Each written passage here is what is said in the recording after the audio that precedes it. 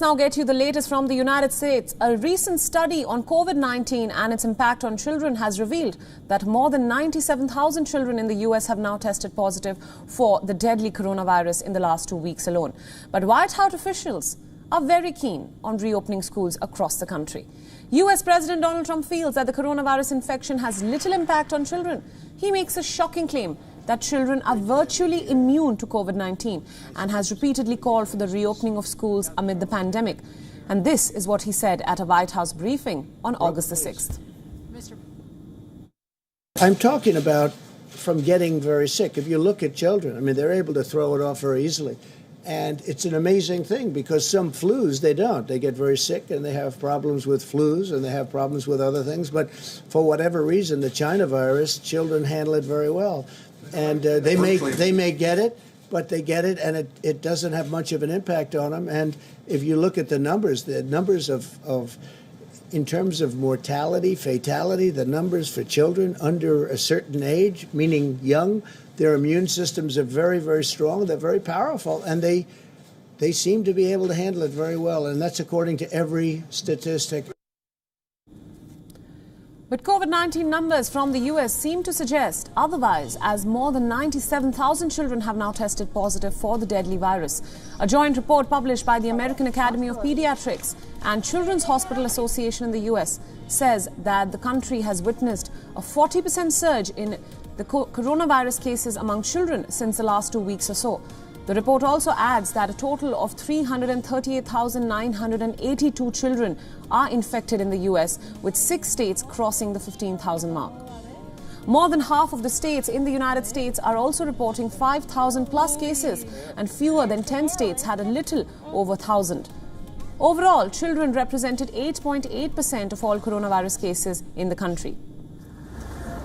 The study comes at a time when schools across the country have started welcoming children back to classes. Several institutions, in fact, have reopened with in-person classes resuming, while a few others have readjusted their schedules based on the number of cases in the region.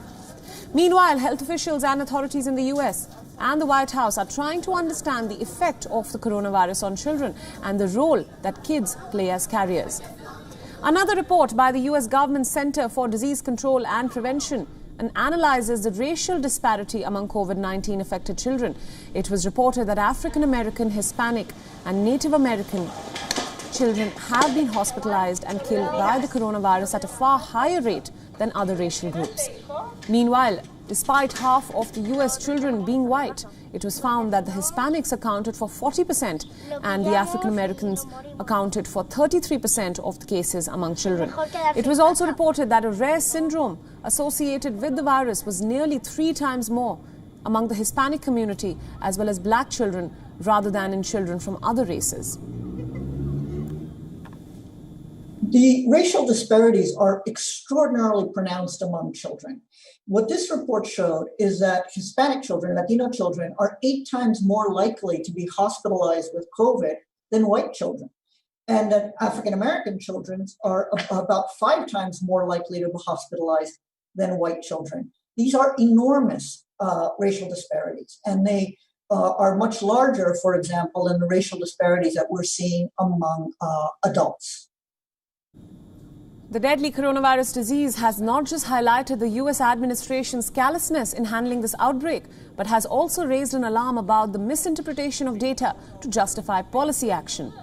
While the US president claims that the coronavirus does not pose a threat to children, the lethal virus has infected more than 446 in every 100,000 children. Health experts have now warned people about another possible wave of infections and have asked people to avoid unnecessary movement. They have also urged everybody in the United States to maintain social distancing norms and state-guided COVID-19 rules to limit the transmission of this virus. As of now, the US continues to remain the most affected, or rather the worst affected country, with more than 5 million cases and more than 162,000 deaths due to COVID-19.